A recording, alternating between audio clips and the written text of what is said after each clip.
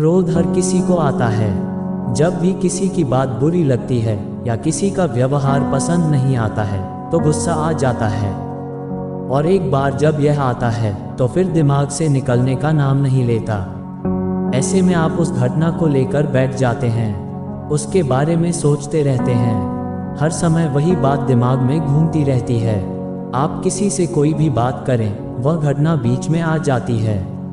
ऐसे में आप न चाहते हुए भी उस बारे में बात करने लगते हैं, उसकी शिकायत करने लगते हैं। और अगर उस समय वहाँ पर कोई बात करने वाला नहीं हुआ तो आप अपने आप से ही बातें करने लगते हैं, बड़बड़ाने लगते हैं। इस सब से उस व्यक्ति की सेहत पर तो कोई फर्क नहीं पड़ता, पर आपका नुकसान ज़रूर होता है।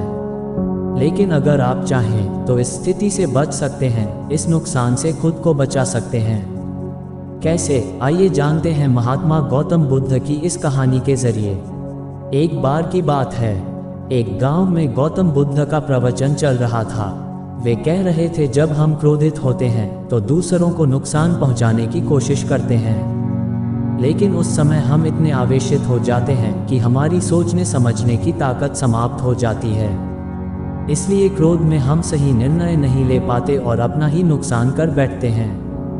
बुद्ध की उस सभा में एक गुस्सैल स्वभाव का व्यक्ति भी शामिल था। उसे बात बात पर गुस्सा आ जाता था। आज भी वह अपने परिवार वालों से झगड़कर आया था और उस समय भी उसके दिमाग में उथल पुथल मची हुई थी। इसलिए उसे बुद्ध की बातें अच्छी नहीं लग रही थीं। उसे लग रहा था कि जैसे बुद्ध उसे डांट रहे हों, सबके सामने उसकी बेइज्जती कर रहे हों। इससे उस व्यक्ति का क्रोध भड़क गया। वह अपनी जगह से उठा और बुद्ध के पास जा पहुंचा। इससे पहले कि कोई कुछ समझता, उसने बुद्ध के मुंह पर थूक दिया। ये देखकर वहां मौजूद लोग भड़क उठे और उस व्यक्ति के बारे में बुरा भला कहने लगे।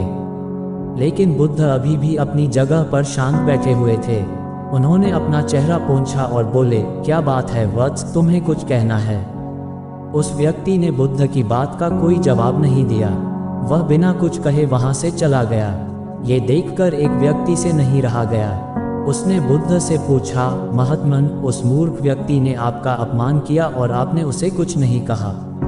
उसकी बात सुनकर बुद्ध धीरे से मुस्कुराए और फिर बोले, तुमने शायद उस व्यक्ति का चेहरा नहीं देखा।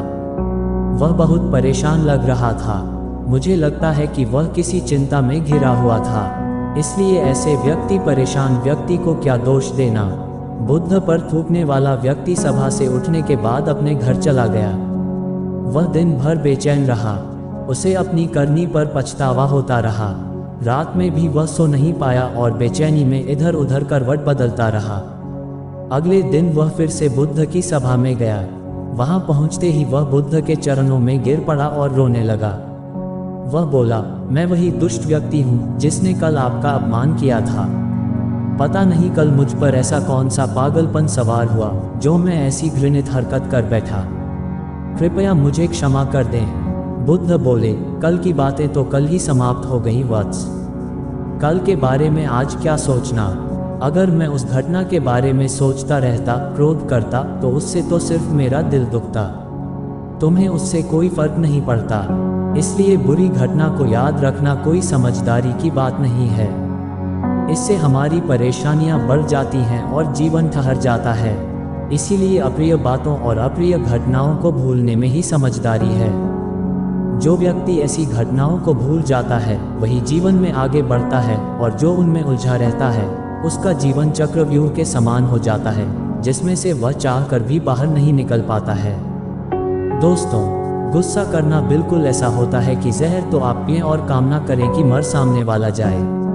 इसलिए जब भी कभी आपको गुस्सा आए तो इस बात को ध्यान में रखें कि अगर आप किसी से नाराज़ होते हैं और रूठ कर चुपचाप बैठे जाते हैं तो आप अपना ही नुकसान करते हैं। इससे आपके समय का तो नुकसान होता ही है, आपके शरीर का भी नुकसान होता है।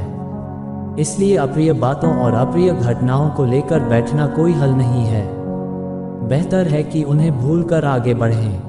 तभी आप जीवन के प्रवाह के साथ अपने आप को जोड़ पाएंगे और जीवन का आनंद ले पाएंगे। हम में से ज़्यादातर लोग यही समझते हैं कि हमारे दुखों का कारण कोई दूसरा व्यक्ति है, और जब हम ऐसा मानते हैं तो हम अपने स्वनियंत्रण की कमी और अक्षमता को अनदेखा कर रहे होते हैं।